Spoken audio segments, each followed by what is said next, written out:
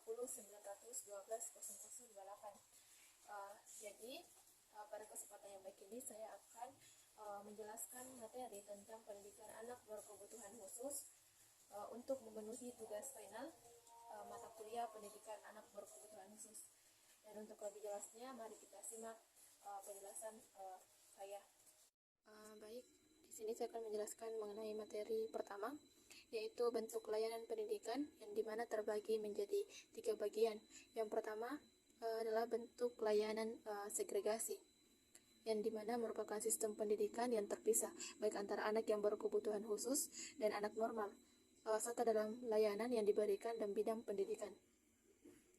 Contohnya yaitu sekolah luar biasa berasrama, kelas jauh atau kelas kunjungan, dan yang terakhir sekolah dasar luar biasa. Yang kedua, layanan integrasi. Ini merupakan sistem pendidikan yang menggabungkan antara anak yang berkebutuhan khusus dengan anak normal, serta memberikan kesempatan kepada anak untuk belajar bersama. Yang ketiga, layanan inklusif adalah suatu layanan yang menyertakan peserta didik yang berkebutuhan khusus untuk menerima pelajaran di dalam kelas reguler. Kemudian materi kedua, yaitu jenis-jenis sekolah luar biasa. Jadi sebelum kita melangkah kepada jenis-jenis sekolah luar biasa atau biasa disebut dengan LSB, maka saya akan menjelaskan mengenai apa itu LSB. Jadi LSB merupakan unit pendidikan yang artinya penyelenggaraan sekolah mulai dari tingkat persiapan sampai dengan tingkat lanjut. Kemudian sekolah ini berkembang sesuai dengan kelainan yang ada sehingga LSB ini. Kemudian jenis-jenis LSB terdiri atas 5. Yang pertama LSB A yang diperuntukkan untuk anak yang menyandang tunanetra. Kemudian LSBB diperuntukkan untuk anak tunarungu. Kemudian SLBC yang diperuntukkan untuk anak penyandang tunagrahita.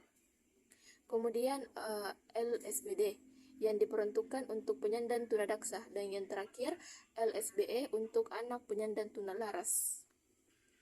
Materi ketiga yaitu model-model bimbingan dan pendidikan bagi ABK atau anak yang berkebutuhan khusus, yang dimana terdiri atas 5 model.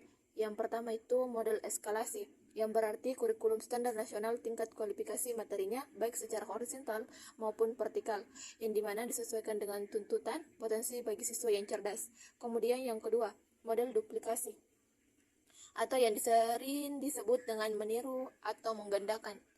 Jadi model ini merupakan kurikulum dengan cara pengembangan lebih terkhusus untuk anak yang berkebutuhan khusus yang berlaku di sekolah reguler pada umumnya.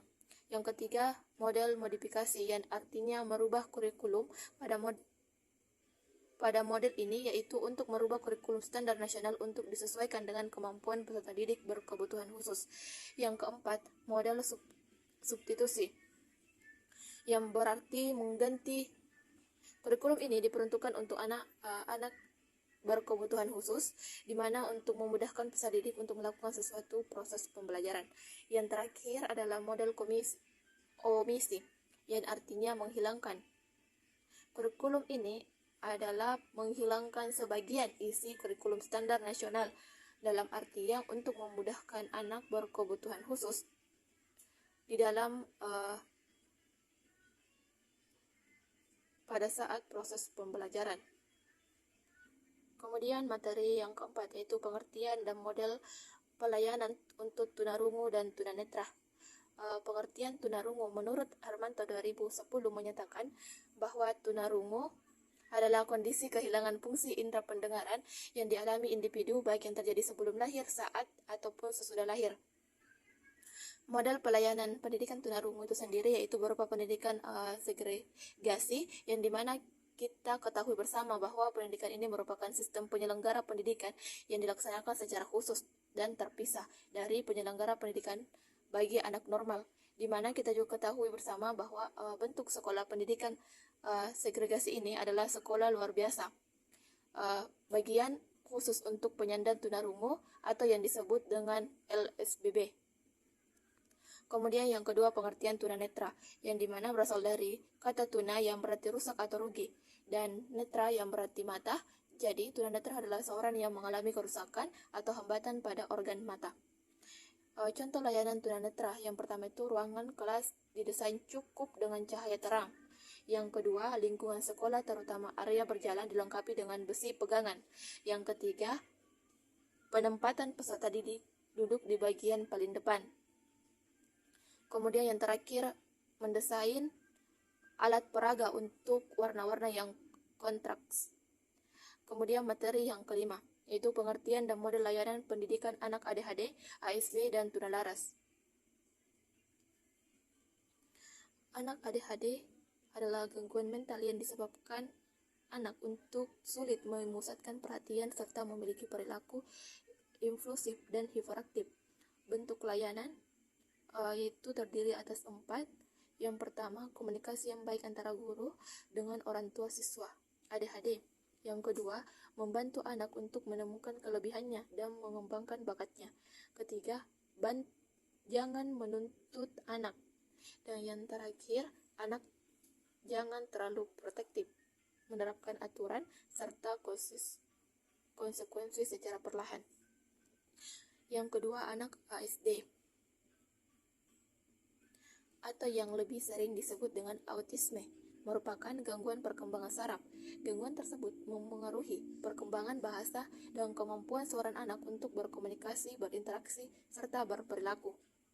Kemudian yang ketiga, anak tunalaras adalah anak yang mengalami gangguan atau hambatan emosi yang berkelainan tingkah laku sehingga kurang dapat menyesuaikan diri dengan baik terhadap lingkungan keluarga, sekolah, dan masyarakat. Materi keenam, yaitu pengertian dan model pelayanan anak cerdas berbakat dan disleksia.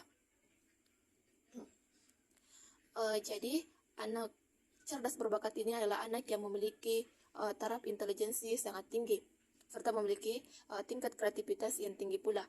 Teknik bimbingan bagi anak cerdas berbakat yang terdiri dari 5 bagian. Yang pertama, mengembangkan ranah kognitif. Yang kedua, mengembangkan ranah efektif. Yang ketiga, mengembangkan ranah fisik. Dan yang keempat, mengembangkan ranah intuitif. Dan yang terakhir, mengembangkan ranah masyarakat.